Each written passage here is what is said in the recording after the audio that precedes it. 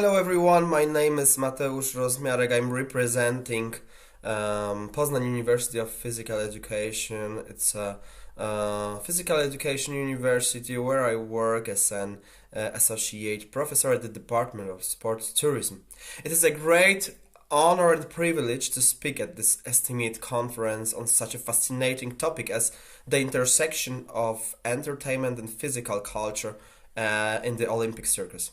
I'm delighted to share my research on a subject that not only highlights the significant part of cultural history, but also shed a light on the ways in which physical culture and entertainment have shaped societal values. This platform provides a wonderful opportunity to show how the Olympic circus bridged art, physicality, and community. Thank you for allowing me to be part of this scientific meeting.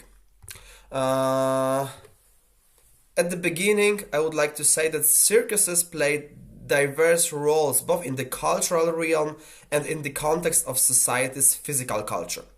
In cultural terms, they constitute an integral component of entertainment heritage, carrying with them a complex artistic and historical tradition. Their contribution includes preserving and transmitting specific cultural elements, those shaping society's perception of art, amusement, and human capability. Within the realm of physical culture, their key function lies in promoting physical activity and showcasing the abilities of the human body, which is evident in the performance physical prowess and can serve as an inspiration for others. Circus performances provide a stage where artistic expression harmonizes with physical effort, offering a unique experience for audiences. They transport viewers into a world of extraordinary human possibilities, sparking fascination with a diversity of talents. These performances illustrate the varied motor skills of individuals and may even inspire audiences to care for their physical fitness, for example, by engaging in daily physical activities and finding satisfaction, for example, in their own progress in physical well-being. Furthermore, by engaging various age groups and social strata, circus serve an important social integrative factor, creating a space where people can collectively enjoy the diversity of human abilities. Spectacles and performances, including circus shows, have been a part of the traditions and cultures of many civilizations since the ancient times, of course. Ritual performances in the Roman world, particularly those held in the Circus Maximus, seem to be potential precursors of the modern circus forms. In ancient Rome, the term circus originally referred to an elliptical area used for various performances. By the 4th century before Christian, organized shows in Roman circuses as a concentrated form of entertainment with defined and diverse programs began to gradually decline. During the Middle Ages and the Renaissance, circus performances took on the decentralized form, moving to marketplaces and city streets where artists showcases their skills. At the time, individual performers specializing, for example, in the fields like acrobatics, juggling, or wild animals training, led a nomadic lifestyle. There were no dedicated venues for circus performances nor programs encompassing the diverse aspects of the circus art. The 19th century marked a period of significant development and transformation in the global history of circuses. During this time, the circus performances evolved from simple street spectacles to more organized and spectacular productions, performances, for example. The origins of the modern circus are dated to 1768, and Philip Astley is credited as its founder. In subsequent years, he built several circuses across Europe, including the Olympic Pavilion, for example, or the Olympic Theatre in London in 1806, likely the first direct reference to the Olympic Dam in the context of a structure hosting circus performances. Thanks to the Franconi family, who continued Astley's legacy, the first Cirque Olympique, so Olympic Circus, opened in Paris in 1807, marking another stage in the development of the modern circus. For the first time since ancient Rome, the term circus was used both in the naming of a structure and to describe a specific type of artistic performances. Over time, French circuses gave way to German circuses, which placed additional emphasis on aesthetic and educational values. Among performances promoted under the banner of the Olympic Dome, this form, combining all fairground juggling with modern elements, made its way for the first time to the territory of the Grand Duchy of Posen, for example, a historical region established in the Congress of Vienna in 1915 from the former western departments of the Duchy of Warsaw, with Poznań, my city, my university, as its main urban center, referred by the occupiers as Poland in German. Of course, I used the historical methodology. The non-reactive research methods were employed, including content analysis, as well as comparative and historical studies. These methods are also utilized in the humanistic sciences, the humanities, concerning physical culture, and are considered, of course, as suitable for examining the past related to human and social activities. Of course, the study investigated both source materials dating back over 115 years and extensive academic literature. During the passage of time since the events described, many potentially significant sources have been lost due to various historical disruptions, including wars, for example. However, during the course of the research, several dozen archives and libraries were visited.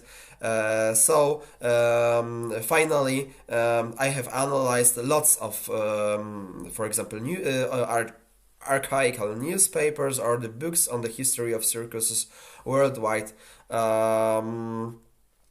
What, in my opinion, have occasionally touched also some other sources on the circus-related topics, and therefore required also the verification. So, going to the results, I conducted my research. I observed that significant role of Olympic circus troops in promoting various forms of equestrianism, for example, during their performances, coinciding with the establishment of institutions such as, for example, the first Polish equestrian club in Poznań. This club operated under the Society of the Improvement of the Horse, Cattle and Sheep Breeding, while horses were, of course, primarily used by the utilitarian purposes. The history of sports emphasizes that the importance of the club members' annual horse races modeled on the English-style racing, which focused on social integration and the dissemination of equestrian traditions. However, the role of circus troops, most notably the German Olympic Circus, which showcased professional equestrianism with highly trained riders, has been largely overlooked. Given that horse racing in many parts of Europe were organized sporadically, the regularly staged Olympic circuses had a much greater influence of the popularization of equestrianism in lots of the European regions. The key proponents of equestrian performances in my area, in the Polish soils, were of course the Prussian-occupied Polish lands, were Rudolf Brilov and C. Gärtner, German impressors, whose troops frequently visited Poznań, gained considerable popularity among the local community. This is evidenced by the number of their performances, for example, and repeated visits, which contribute to embedding equestrian culture in the region.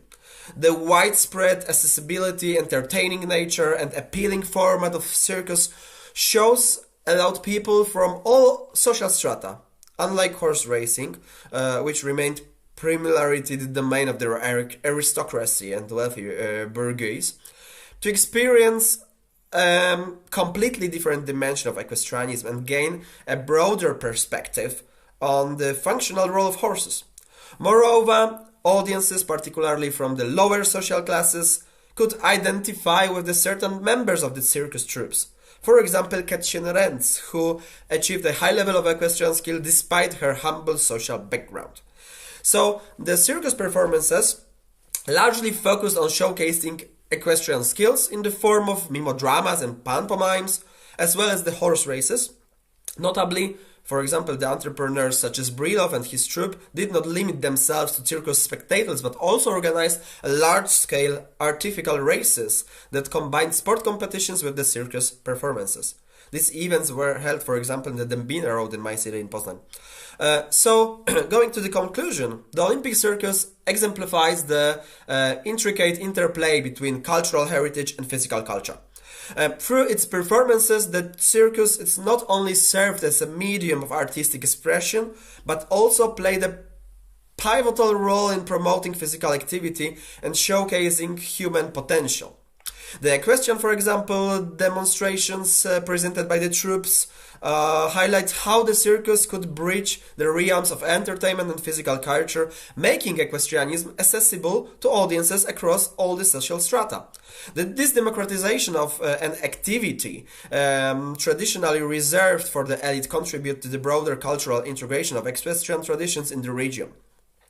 The circus was a space where the art and physical skills converged. Performers pushed the boundaries of human capability, inspiring audiences to appreciate the diversity of physical expression. And by blending, for example, aesthetic presentation with the rigor of physical effort, the circus offered a holistic experience that resonated with both cultural and physical values. The dynamic underlies the circus' dual role as a preserver of artistic traditions and a promoter of physical culture. Moreover, the Olympic Circus demonstrated how cultural initiatives can influence and shape physical culture. The performances were not merely spectacles, but also educational experiences, subtly encouraging audiences to engage with physical practices and recognize the artistry of human movement. This intersection of entertainment and physical culture underscores the importance of the circus as a historical phenomenon that transcended mere amusement, contributing to the development of both cultural identity and physical awareness in society. So the Olympic Circus stands as a testament to the enduring connection between culture and physicality, illustrating how entertainment can serve as a conduit for societal inspiration and integration. Its legacy invited us to reflect on the broader impact of performative art in fostering appreciation for human potential in both the cultural and physical realms.